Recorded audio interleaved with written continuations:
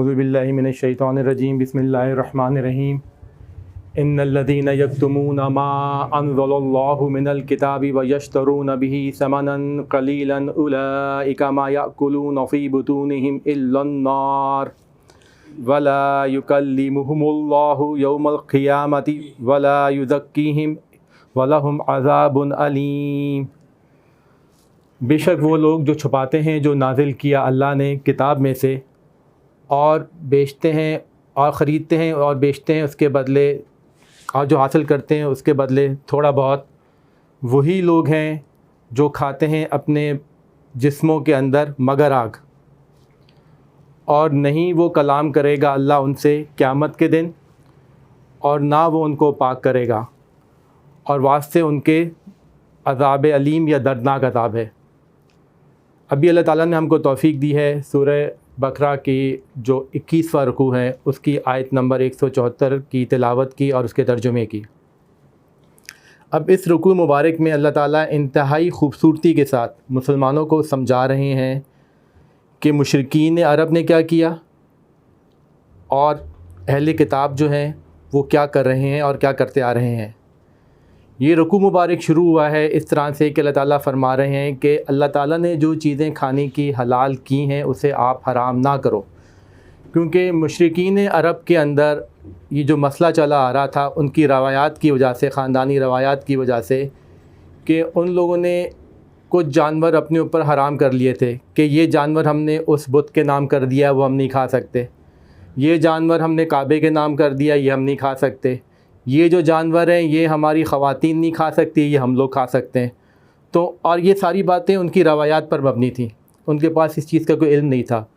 اس کے باوجود کہ اللہ تعالیٰ نے اس زمانے میں ان پہ آیات نازل کر دی تھیں، لیکن مشرکین باز نہیں آ رہے تھے اور وہ اپنی دین کو جو ان کے روایات پہ مبنی تھا اسے لے کے چل رہے تھے آگے۔ تو اللہ تعالیٰ نے مسلمانوں کو سمجھایا مشرکین عرب کے ذریعے کہ جو اللہ تعالیٰ کے احکام آ گئے ہیں تو ان کی اتباع کرو، کیونکہ اللہ تعالیٰ نے تمہیں واضح بتا دیا اگر تم لوگ ایسا نہیں کرو گے تو اللہ تعالیٰ کے نزدیک تم لوگ سمن بکمن اور امیون ہو جاؤ گے، بہرے، گھونگے اور اندھے۔ اس کے بعد پھر اللہ تعالیٰ نے خطاب کے اس رکوع کے اندر اہل ایمان سے کہ اے ایمان والوں کہ اللہ تعالیٰ نے تم پہ صرف 4 چیزیں حرام کی ہیں، ایک مردار، ایک بہتا ہوا خون، ایک خنزیر، اور ایک جو غیر اللہ کے نام پہ تم لوگ قتل کرتے ہو۔ یہ چاروں چیزیں حرام ہیں، اس کو تم نہیں کھا سکتے، لیکن ایک ایکسیپشن ساتھ میں بتا دی، وہ یہ کہ اگر تم لوگ موت کے قریب ہو، فاقے تم پہ آ جائیں، بھوک تمہیں اتنی لگی ہو کہ تمہیں پتہ ہو کہ تم نہیں کھاؤ گے تو تم مر جاؤ گے، تو تم ان چیزوں کو کھا سکتے ہو، لیکن تمہارے دل کے اندر ان چیزوں سے نفرت ہونی چاہیے کھاتے ہوئے، اور تم اتنی کھانا کہ تم زندہ رہو، نہ تم اللہ سے بغاوت کرنا اور نہ تم حد سے بڑھ جانا۔ یہ نہ ہو کہ تم اپنی مرضی کے ذائقے میں اس کو بنا رہے ہو اور کھا رہے ہو، تم نے صرف اتنا ہی کھانا ہے شرمندگی کے ساتھ اپنے دل کے اندر کہ میں زندہ رہ جاؤں ورنہ میں مر جاؤں گا۔ اور یہ جب باتیں کی ہیں جب آپ کے پاس کھانے کو نہ دال ہو، نہ مچھلی ہو، نہ سبزی ہو، کچھ بھی دنیا میں کھانے کو نہ مل رہا ہو، پھر آپ ان چیزوں پہ جا سکتے ہیں، لیکن وہ بے انتہا احتیاط کے ساتھ۔ اب اللہ تعالیٰ نے اہل ایمان کو سمجھایا اس رکوع کا پہلا حصہ مشرکین عرب کے ذریعے کہ تم ایمان لے کے آؤ اور اللہ تعالیٰ کی باتوں پہ عمل کرو اور مشرکین کی طرح نہ ہو جانا۔ بالکل وہی بات جو قاری صاحب نے ابھی ہمیں سمجھائی، قرآن کے اندر جو کچھ آ رہا ہے وہ ہماری ہدایت کے لیے آ رہا ہے۔ اللہ تعالیٰ ہم کو مثالیں دیتے ہیں مشرکین عرب کی اور اہل کتاب کی۔ اب بات آگے چل رہی ہے اہل کتاب پہ۔ بے شک وہ لوگ جو چھپاتے ہیں جو نازل کیا اللہ تعالیٰ نے کتاب میں سے۔ اب یہودی کیا کرتے تھے؟ یہودیوں کو اس بات کا علم تھا کہ نبی آخر زمان صلی اللہ علیہ وسلم کا ظہور ہونے والا ہے، اور ان کی کتابوں میں ساری نشانیاں تھیں ان کی، لیکن وہ چھپاتے یہ تھے، وہ یہ کہتے تھے کہ یہ نبی ہم لوگوں میں سے آئیں گے۔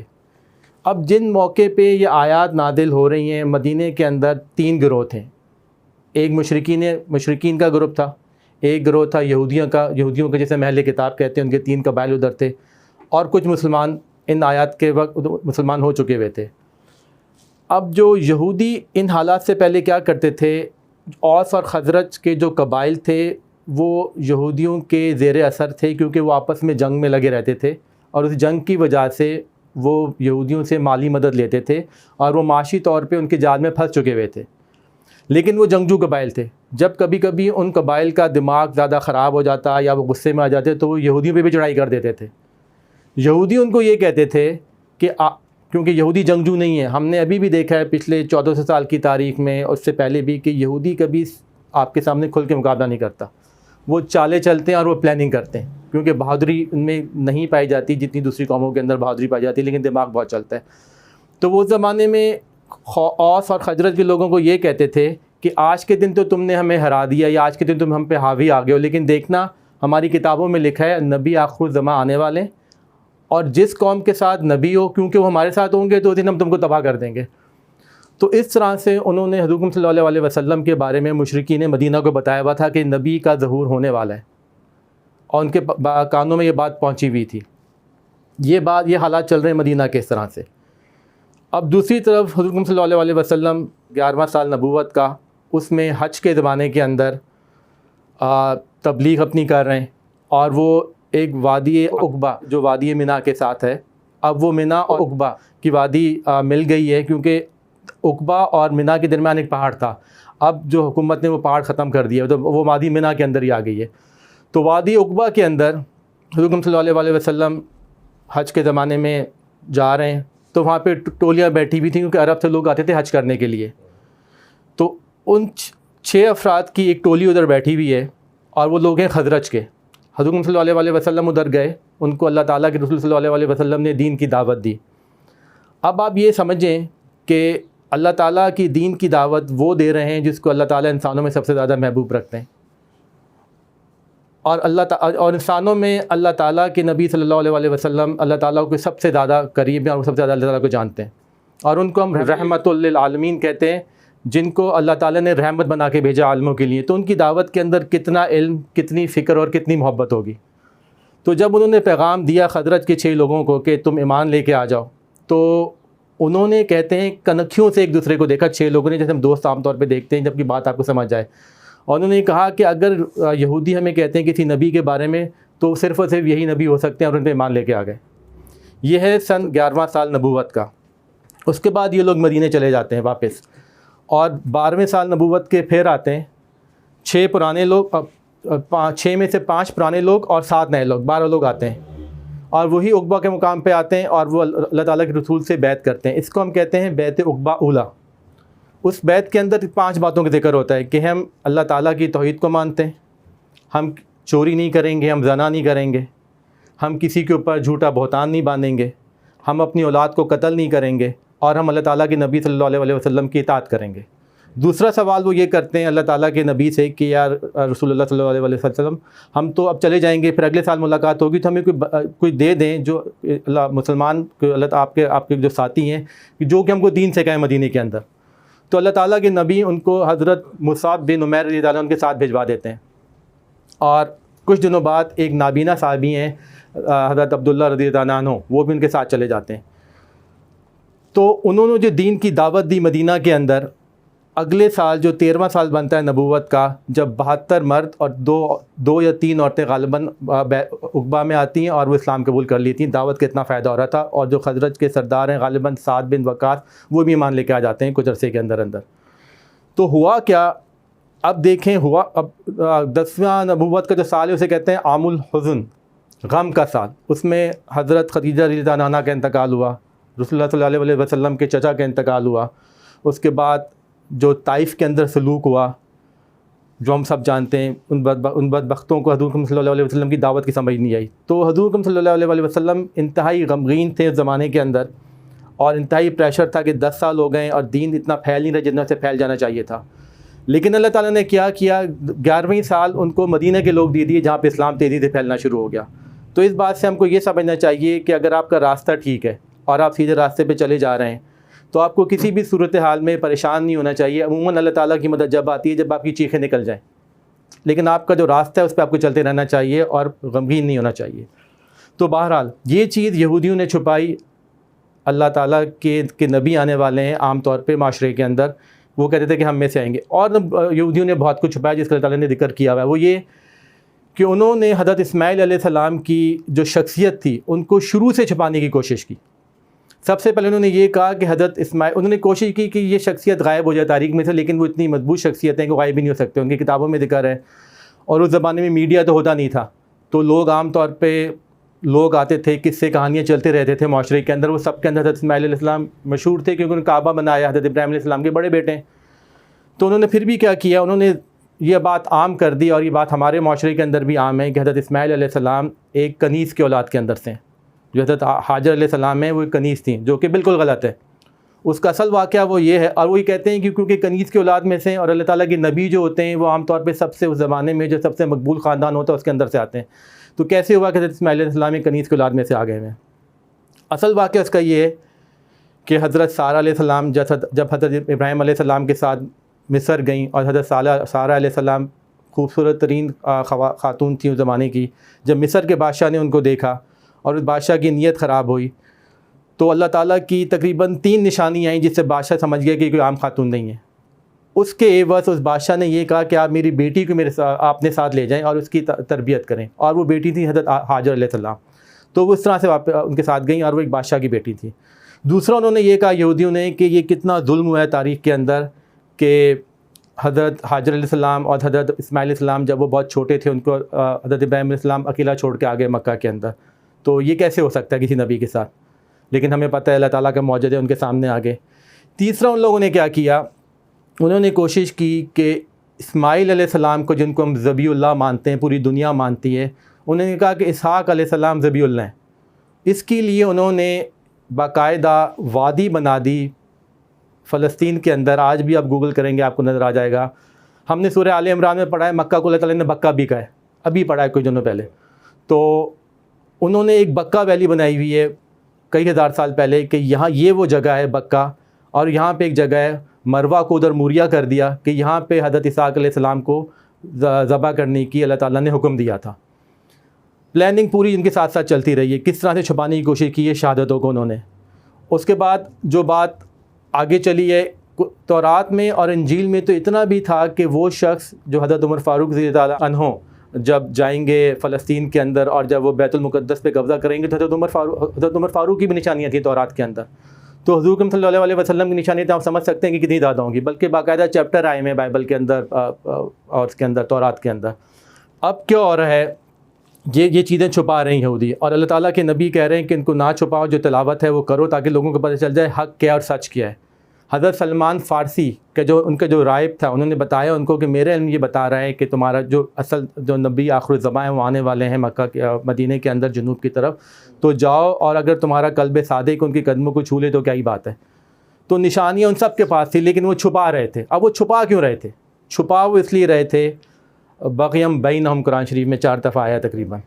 کہ زدم زدہ، کہ جو ہماری چودراہٹ ہے،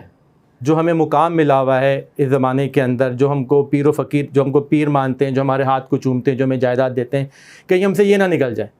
دوسرا ان کے اندر بغض تھا کہ یہ کیسے ہو سکتا ہے کہ جو نبوت ہے ہمارے تایا جی کی خاندان میں چلے جائے، جو کہ ہمارے میں چلتی آ رہی ہے پچھلے تقریباً 2-2.5 ہزار سال سے، کیونکہ حضرت ابراہیم علیہ السلام کے 2 بیٹے تھے، حضرت اسماعیل علیہ السلام اور حضرت اسحاق علیہ السلام۔ نبوت کا سلسلہ شروع ہوا حضرت اسحاق علیہ السلام کے خاندان میں سے، 2.5 سال تک ان کے نبی آتے رہے۔ اب حضرت اسماعیل علیہ السلام کی خاندان میں سے نبی اکرم صلی اللہ علیہ وسلم کا ظہور ہوا ہے تقریباً 2.25 سے 2.5 ہزار سال بعد۔ تو ان کو یہ جلن تھی، ان کو یہ جیلسی تھی، ان کو یہ ان میں بغض تھا، جیسے آج کل کے لوگوں میں بھی بغض ہوتا ہے کہ کس طرح میرے چاچے مامے تائے جو ہیں مجھ سے آگے نکل جائیں۔ جب بھی اللہ تعالیٰ یہ کہتے ہیں کہ جو بغض تم لوگوں کی ساری نیکیاں تباہ کر دیتا ہے، کیونکہ ان کی پوری امت تباہ ہو گئی اس بغض کی وجہ سے، کہ یہ ہم میں سے نبوت کیسے نکل گئی، اس وجہ سے وہ چھپاتے تھے۔ اور یہ مسئلہ ہم لوگوں کے ساتھ بھی چل رہا ہے۔ آج کل بھی آپ لوگ دیکھ سکتے ہیں کہ جتنے جھگڑے ہو رہے ہیں عام طور پہ تائے ماموں چاچوں کے اندر ہی ہو رہے ہیں، جائیداد کا آگے نکل گیا، شادی کس میں ہوگی، کیا ہوا کیا نہ۔ تو بغض سے ہم لوگوں کو بچنا چاہیے۔ آگے جو بات چلتی ہے، اللہ تعالیٰ فرماتے ہیں وہی لوگ ہیں جو کھائیں گے اپنے جسموں میں مگر صرف آگ، اپنے بطنوں کے اندر، اپنے بطن جسم مگر صرف آگ۔ تو اب یہ کیا ہے، یہ جو آگ ہے نا، یہ ایک کہہ لیں کہ اس پہ کوٹنگ ہوئی ہوئی ہے، جس طرح کڑوی گولی کے اوپر چینی لگی ہوئی ہوتی ہے، آپ کھا تو لیتے ہیں لیکن آپ کو وہ بری نہیں لگتی۔ تو ہم کیا، تو یہاں پہ لوگ ان زمانے کے علماء نے کیا کیا اور آج کے علماء کیا کر رہے ہیں، علماء دین کو چھپا رہے ہیں، اصل جو شہادت ہے وہ نہیں دے رہے کہ سچ کیا ہے اور جھوٹ کیا ہے اور کیا گواہی ہونی چاہیے۔ شہادت کا اصل مطلب کیا ہے وہ ان لوگوں نے چھپا دیا ہے۔ ہم آج کل کیا بات کرتے ہیں، شہید ہم لوگوں کے دماغ میں بیٹھا ہوا ہے کہ وہی شخص ہے جو کہ اللہ تعالیٰ کے راستے میں مارا گیا ہو، اب آپ خود سوچیں، پاکستان بھارت کی آخری جنگ 1971 کے اندر ہوئی ہے، ہم لوگ 2023 میں بیٹھے ہوئے ہیں، تو تقریباً اگر 50-60 سال کے عرصے میں کوئی جنگ نہیں ہوئی تو کوئی شہید ہی نہیں ہوا، اس کا مطلب ہے کیسے ہو سکتا ہے یہ؟ اور جو 1971 کی جنگ تھی اس میں بھی تقریباً 2-3 ہزار لوگ پاکستان آرمی سے شہید ہوئے تھے، تقریباً اتنا. تو اس مقصد شہادت کا مطلب صرف اس جگہ پہ لے کے جانا ایک زیادتی والی بات ہے. شہادت کا مطلب یہ ہے کہ آپ گواہی دیں اپنی زندگی کے اندر، جو صحافی ہو وہ سچ بات بتا رہا ہو، جو وکیل ہو وہ سچ مقدمہ لڑ رہا ہو، جو جج ہو وہ سچ فیصلہ کر رہا ہو، اور جو استاد ہو وہ سچ پڑھا رہا ہو، اور جو علماء ہو، عالم جو ہوں وہ سچ بتا رہے ہوں. جس کسی نے شہادت چھپائی ان کے جسموں کے اندر آ گئے، وہ آگ کھا رہے ہیں سب لوگ، چاہے وہ کسی بھی ان کا تعلق کسی بھی معاشرے سے ہو، کسی بھی محکمے سے ہو. مگر یہاں پہ جو بات ہو رہی ہے الا النار، اور نہیں اللہ کلام کرے گا ان سے قیامت کے دن. اب اس آیت کی تشریح کے اندر جو علماء جاتے ہیں وہ لوگ یہ کہتے ہیں جو دین فروشی ہے نا، یہ اس کے متعلق بات ہو رہی ہے کہ دین انسان کس طرح سے بیچتا ہے. ڈاکٹر اسرار صاحب ایک واقعہ بتاتے ہیں کہ وہ کسی عالم سے ملنے گئے جب ان کی طبیعت خراب تھی. ویسے تو ان سے وہ ملتے تھے عام طور پہ مسجد کے اندر یا ان کے مدرسے کے اندر، لیکن کہتے ہیں جب میں ان کے گھر گیا تو میں نے دیکھا، جو میرے بڑے بھائی ہیں وہ کافی امیر انسان تھے، کہ میں نے دیکھا کہ ان کا جو ڈرائنگ روم ہے، ان کا جو قالین ہے، ان کی جو کراکری ہے، ان کی جو صوفے ہیں، وہ میرے بھائی کی حیثیت سے بھی زیادہ کے ہیں.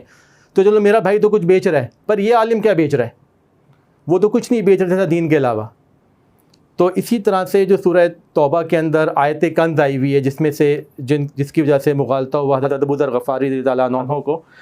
تو وہ یہی ہے کہ اگر آپ نے دین فروشی کی، دین بیچا، اور دین کے عوض اگر آپ کو کوئی دولت ملی اور اس دولت سے آپ نے اپنی جائیداد بنائی، تو ساری کی ساری حرام ہے. یہ اسی کی وجہ سے جو باغ فدق کا واقعہ ہے، جس کی وجہ سے ایک نقطہ پیدا ہوا حضرت فاطمہ رضی اللہ عنہا کے اندر اور حضرت ابو بکر صدیق رضی اللہ عنہ میں، تو وہ یہی تھا. وہ یہ کہتے تھے کہ جو نبیوں کا جو ترکہ ہے، جو نبیوں کا جو جائیداد ہے، وہ عام طور پہ آپ خاندان در خاندان منتقل نہیں کر سکتے، کیونکہ وہ صدقہ میں سے جو ہوتا ہے ان کی ضرورت کے مطابق کم سے کم وہ کھاتے ہیں اور وہ استعمال کر لیتے ہیں، لیکن آپ ان کو خاندانی جائیداد نہیں بنا سکتے. تو یہ واقعہ اس طرح سے ہوا تھا. تو اللہ تعالیٰ کلام نہیں کرے گا ان سے جو لوگ ایسا کر رہے ہیں. اب قرآن مجید کے کچھ مقامات پہ آئے کہ اللہ تعالیٰ کلام کریں گے ان سے، لیکن وہ زجر کا کلام ہوگا. اللہ تعالیٰ ان کو ڈانٹیں گے، اللہ تعالیٰ نے کہیں گے کہ تم نے یہ کیا کر دیا ہوا ہے. لیکن یہ بھی ہو سکتا ہے کہ اس ڈانٹنے کے بعد اللہ تعالیٰ ان سے اپنا منہ پھیر لیں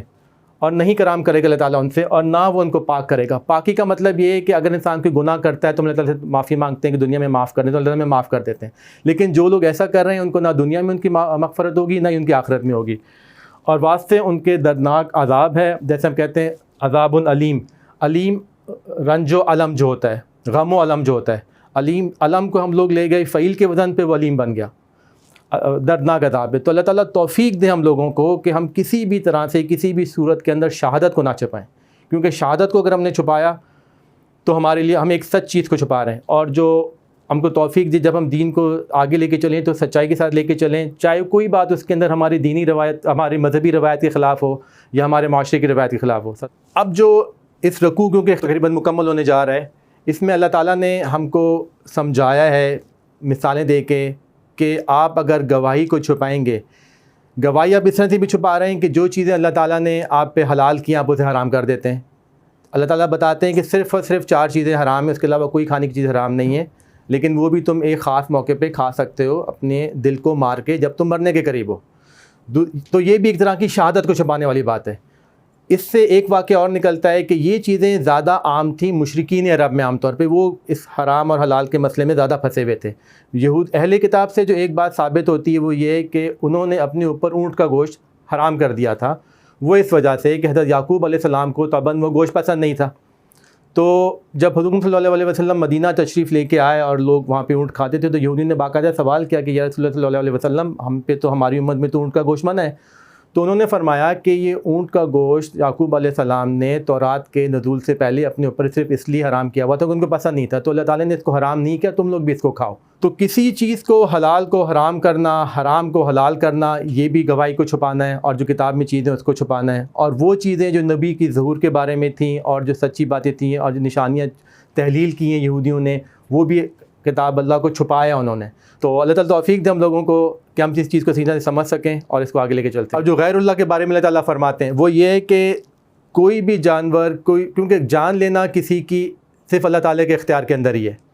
کوئی شخص کسی جانور کی جان نہیں لے سکتا جب کہ اس میں اللہ تعالیٰ کی مرضی شامل نہ ہو۔ ایک جان کا اتنا زیادہ مقام ہے،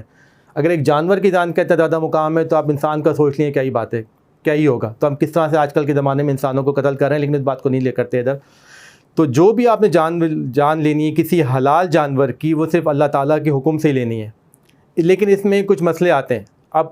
دور حاضر کا مسئلہ کیا ہے، جو مسلمان مغرب میں بیٹھے ہوئے ہیں وہ یہ کہتے ہیں کہ ہم لوگ یہودیوں کا کھانا حلال